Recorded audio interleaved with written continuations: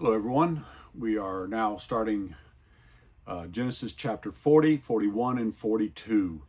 Uh, these are great chapters, like they all are. I keep thinking about what Glenna said every time I say that.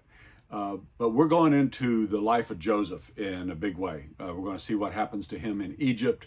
And so let's just get into it. Chapter 41 is where Joseph is in prison. And in prison, he hears the dreams of the baker and the cupbearer, and he foretells one's good, one's bad.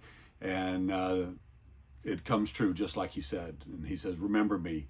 The next chapter is a very interesting chapter because this is where Joseph now, he has to go back and wait. The cupbearer is restored to his job, but he doesn't remember Joseph until the king has this great, great dream about all the cows and all that kind of stuff. And you know that story. But then he remembers Joseph, and Joseph is put into this position.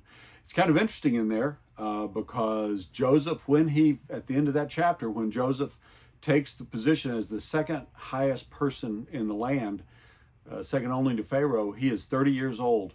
When we were introduced to Joseph and he was going to see his brothers, he was 17 years old. And so all this has happened within 13 years, and it's been up and down and up and down and up and down, and we see that over and over and over again. We're gonna continue to see that. A couple of times through this chapter, these chapters, you've seen the number 3, and you're going to see it again. So remember, watch for that number. That number shows up quite frequently.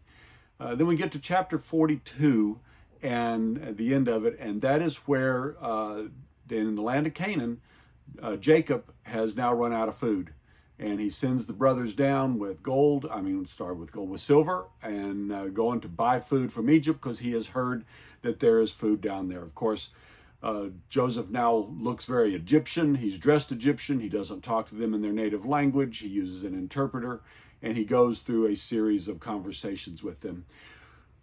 Look at what's going on. I mean, you know the story. This is the first time they go to Egypt to get food, and Joseph finds out from them about Benjamin.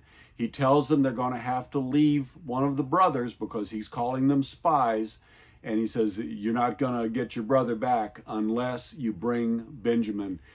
This is another story of redemption. This is the way you're going to redeem Simeon is to bring Benjamin. And of course, Jacob can't handle that. He says, I've already lost one son. Now I've lost a second son. And you want me to send the youngest son of Rachel, and I'll lose a third son. And he says, I'm just not going to have it. And you know, that's setting us up for what's going to happen in the next chapter. I hope you enjoy. Please keep reading with us, and we'll talk to you tomorrow. Bye-bye.